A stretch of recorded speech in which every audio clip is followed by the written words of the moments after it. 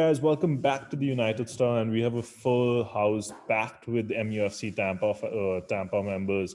So, guys, we're here to talk about the Europa League, and I'll straight get to it with Kevin first because he was last on here. And Kevin, we were going to win the league when you were here, so definitely one is not coming. What's your take on the Europa League? Is it a competition that we need to put all our eggs in, or should we just focus on getting the second position right now?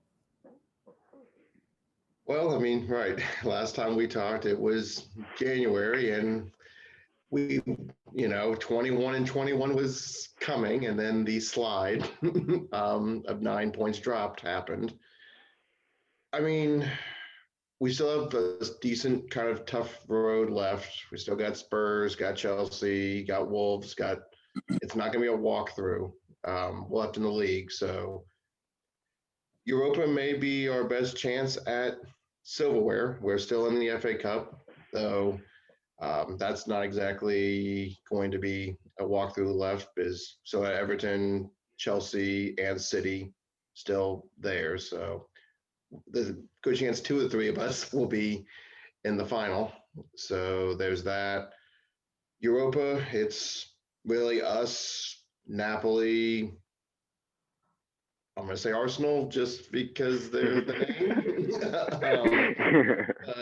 Other than that, I mean, we're probably favorite to win Europa. So if we can rotate without injuries, knock on wood, I guess I would rank Europa 1, FA 2, and just stay in the top 4.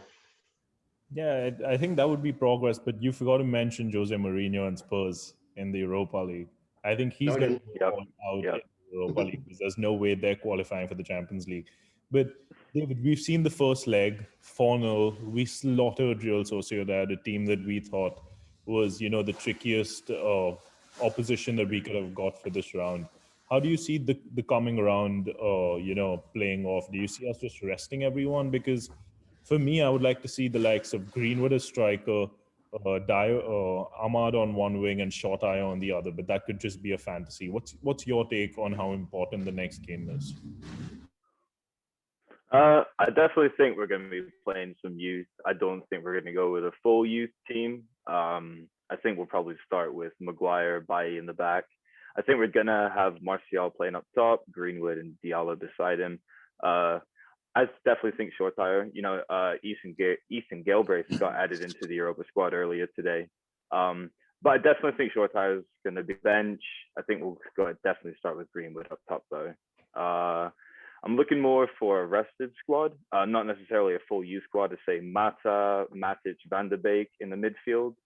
Maybe if we, second half, if we have a goal, bring on some youth players. But I think it's going to be a mix of young/experienced players. I don't think we're going to be handing out debuts personally, but I could be wrong. Yeah, I mean, I don't expect it to be similar to that Astana game where we just played a full bunch of kids with Lingard. Yeah, agreed. Ended up losing that game. But Devin, coming to you, do you think, as David said, we need to rest players? Do you think that Chelsea game is more important? Because with this form that Leicester's in, and with this already settled, do you think it really matters what happens in this unless there's some unforeseen circumstance and they turn into prime Barcelona and beating PSG 6-1 or something like that? So to me right now, I actually believe that we have to prioritize top 4. When it comes to the Europa tie, it's like David said, we have to have a mix of experience. I actually would like to see Diallo get his first start. I'm thinking Tuanzebe as well in the back, and then he'll partner with Maguire. And then I want to see Telles as well. You put Wan-Bissaka back there. The midfield, though, I'm still debating right now. I'm thinking maybe Matic and Fred, and then we'll go from there as well. I would like to see Martial get another go up top as well. Yep. But I do believe that we need to prioritize top 4 and FA Cup. And then for the next tie, just focus on giving a couple people there some more experience as well. So, Devin, you covered all positions except for one really important one. Do you see Bruno starting this? Give him a rest for this one. Exactly. That's spot on. Spot on. But David, again, talking about the team and how important things are, there's a lot going on about De Gea and Henderson. What's your take on Yep. that situation? Do you see Henderson really putting a shout out after his Europa League performances? Well, I mean, the guys have already made this, conversation plenty of times. There's three things you need as a goalkeeper. You need to command your box, you need a shot stops, and you need to, and just come out as opposed to yelling at the guys. De Gea's definitely got the shot stopping over Henderson. But Henderson comes out and grabs that ball. Like he'll jump over his center back to grab that ball. We've definitely known that we've been awful at free kicks for a while now. A lot of that's on the defense, but a lot of that is a lack of organization in the back line. So I think Henderson I think he'll leave if he doesn't become our first choice keeper next year. I mean, yes, he just signed a contract and everything, but I mean, we all know that he's quality. Like the amount of clean sheets he kept last year with Sheffield United was for such a young kid too. I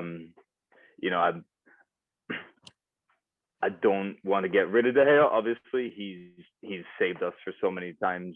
So many seasons he's been player of the month, player of the month, player of the month, player of the month. Just but I think now that we've shored up our defense and our center defensive mids in a way that, I mean, we don't have 6-7 shots going on target every single game. De Gea doesn't have to play. It's just when it comes down to that one, it's eliminating the shot. So, I mean, I personally think that Henderson, he should get a run of games in the Premier League, see how he plays with our guys. Obviously, I think it's kind of like the Maguire situation. It's really hard to drop someone that's, Maguire's obviously captain and all that, but De Gea's been here for so long. And is it the right call to bring in a young kid who looks really good, and possibly ruin De Gea's confidence? It's just a gamble that Ole's going to have to make. But if I were to make it, I would go with Henderson. I think that for the future, maybe he has a rough season. I definitely don't think bring him in for the rest of this season, let De Gea see the season out. But I definitely think next season he should be our starting goalkeeper. Yeah, and I think that's fine because I remember when De Gea came, he made a bunch of mistakes, and there were a lot of fans that were against that. Oh But yeah. Kevin, getting to we've heard what David and Devin want as starting 11. What is your take about the youth being involved in this game? Because personally, I think it's time to rest everyone. I mean, give Maguire a break, give Lindelof a break, give Wan-Bissaka a break, because the game is more or less done and dusted, right? Right. I mean, and that's what I was kind of been thinking the last couple of days. I mean, absolutely, there's Bruno and Rashford. I don't want to see them on the bench. You get to go sit up in the director's box, go have a drink with Sir Alex, and you have no business being here right Agreed. now. I mean, you're asking for an injury, which we did the math. If we didn't have Bruno, we'd be in 15th right now. So Right. we do not have even remotely a backup, as Pogba's gone till March at least. So, right, at this point, I'd send in as much youth as you can, other than putting in Matic and Mata to kind of keep the midfield, somewhat organized. And then the back, maybe Wan-Bissaka as, again, a little bit more to try to just keep things going. But yeah, Maguire can take a rest. So see if he doesn't get we still don't know if he's going to get a red card for that. What if a hidden blade strike? That I don't know how that got missed, but thankfully it did. But yeah, up top, give some of the kids a chance. I mean, this is done and dusted. Short of a complete collapse of 5 goals at home, which if we do allow that, we don't deserve to be in anything if you let a team come in to Old Trafford and score 5 without you at least getting 1. So that's one thing I did do some research on today. I Googled, has Real Sociedad ever scored 5 goals in the game? And I couldn't find one. I mean, the last 5 games, they drew AZ Alkmaar. They won 1-0 against Alkmaar. And they've just been drawing and, losing the whole Europa run. So, I mean, I agree that it's done and dusted, but my slight disagreement is I would like, if we're going to be playing a bunch of youth, just a couple of staples in the team, just to, you don't want to throw them into hot water. I mean, granted, it's going to take five goals at Old Trafford for them to win, so I don't see that happening. Yeah, I think I concern with that though would have to be our form at Old Trafford, especially in the league, has not been that great. So we do need to make sure that we are pretty stable while also providing some good experience for youth as well. Yeah, I think I agree. But Devin, if you think about it, our form at home in Europa has been amazing. I mean, we beat Leipzig 5-1. So it's quite the opposite when it comes to Europa. But I mean, David, you segmented into the Real Sociedad part of things. So do you see Bonazai and Silva being a threat, or do you just think they're overrated players and it's going to be a cakewalk for us even in? I mean, I think both can be true. I think it's definitely going to be a walk for us, but I mean, you don't leave David Silva unmarked. We see what happens when we leave star players unmarked. Newcastle, St. Maxim, the only goal, he was wide open in the box with acres of space from the half volleyed into the net. So I definitely think we can shut them out of the game, but I wouldn't, I mean, Ole's not idiot. He's going to realize that, I mean, they're still class. They're older. David Silva was a staple in the City team for a while, but I think we're easily going to win this, but I think that if we play too lackadaisical, if we throw out a team that can get overrun by somebody that's a proven Premier League midfielder, like we see what, a good midfielder can do to a team. Like Kevin said, we'd be 15th without Bruno. So, I mean, one player can make a team tick, and if he's in form on a day. So, I mean, we can definitely take care of it. I mean, it's pretty much done and dusted, but I wouldn't say it's impossible for us to lose. Even this season, 6-1 Tottenham was an eye-opener. About that game, David. But I think I agree with you. We need to have that backbone. And while we're talking about the game, Devin, I want to get to you. We found this newfound Daniel James who didn't exist. What do you think? Yes, Dan James's form. Yeah, it's definitely nice to see him.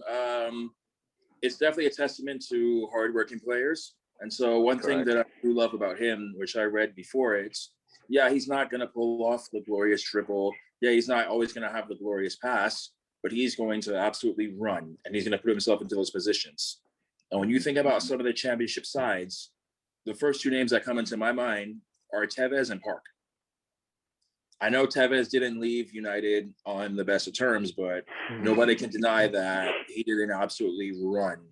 And of course, we all know why Park is named Three Lung Park. And so you're seeing that from Dan James right now. And I believe it's good right now because it's also giving Greenwood a rest on that wing as well, too. So actually, I forgot to include him in my squad. I think he deserves a run out as well for this Sociedad game. Hopefully, gets another goal or two. Yeah, I think that makes complete sense because with the likes of Cavani being injured, we could actually play Greenwood in the number 9 position, something that we all crave for and really want him to do. But Kevin, before we go into predictions and whatnot, we've spoken about Martial a lot throughout the season. Do you think it's done and dusted for him at United with the way things are going? With Dan James, like when I see Dan James, I at least see movement. I see the passion, as Devin said, to run back and get the ball. For Martial, I just see him standing now. Do you think the passion's gone? What's missing with him now? I mean, at this point, you don't want Martial to go and then rediscover form, and then you go, well, you could have kept him for cheaper. But I mean, at times I've seen he doesn't care anymore. At least that's how I look at it, and others may say otherwise, but you kind of see him, jogging around, not really going all out. Now, again, if you're winning well into the game, fine. I don't care. You can do that. But there are times where it's like, we need a goal, or, we're only up by 1. It's like, we need one more. Then you can act like that. But yeah, with James coming in, we've got other youth. He can go, or he can enjoy sitting on the bench. I know you and I have said, at times he reminds me of Nani near the end, where he just doesn't care. He will take that shot, and it will go to the guy in row 30G. And you go, where was, again, if, you're just trying to get, waste some time, sure, but he's doing it on a regular basis. So I think at this point, either he seriously starts showing up in the remaining 13 games plus what's left in Europe and the FA Cup, or he can find himself on loan or outright gone next season, short of course, injuries. So the I guess question. We need, we want to keep somebody with talent. I think that makes complete sense. So to wrap this up, what are your takes on how the game's going to go? Kevin, I'll get to you. What are your predictions? Who do you think is the man for us in this game? Let's see Mata rediscover some form and get like one or two as just a reminder that he's still here. And be great is if he can come in on Sunday and get one or two against Chelsea. It's just a final little bit, because legitimately he's probably got 1 or 2 years left, and then he's time for him to hang it up at his age and with our team as is. So predict, I'd say 3-1. Maybe Yazai gets one late, just as we're just trying to see it out and slip something in. Yeah. Maybe he can get that consolation goal and enjoy his time at Old Trafford. Devin, what's your take? Who do you think will stand out for United and your predicted scoreline? So I also predicted 3-1 as well too, but I believe Diallo is going to announce himself to the United squad in this match. Yeah. I believe everything is set up perfectly for him right now. And I believe that David Silva is going to score, because unfortunately does seem to have United's number. Yeah. But I do see Diallo scoring twice. Yep. Yeah. David, what's your take on it? Are you going for the man behind you, or are you going for Diallo? No, I'm not going. I mean, I think Diallo's going to have a good game. I don't see him as coming out and making a stance. I think it's, unfortunately, I hope they go for it, but it may just be a boring team that sits back. So if they sit back, I'd go 2-0. If they go for it, I would go for a 4-1. If they get an early goal and then they keep on trying, I mean, that's we've seen what we do this season. Whenever we concede an early goal, it gives that other team hope, and they're like, oh, we can get another, and then we just keep on scoring. So, I mean, I guess I would go for a 4-1. I think they might go for it to begin with. I think there may be an early goal that gives them some hope, but I think we'll seal it out. Yeah, I think I agree, because I mean, Real Sociedad have to go for the game, and that gives us empty space, and we love the empty space. But I'm going to go with Devin. I think it's going to be Diallo's game. He's just going to run everyone out, probably score a hat trick. Maybe, let's hope. Hey, I'm all for it. Be the Mbappe of the Europa League, maybe. What a title. Yeah. That being said, guys, thank you for coming on to the channel. MUFC Tampa has always been there. Guys, do check out MUFC Tampa. Their link is in the description below. Do let us know what you think will be the scoreline and the predictions. We'll see you next time. Bye-bye. Bye, guys.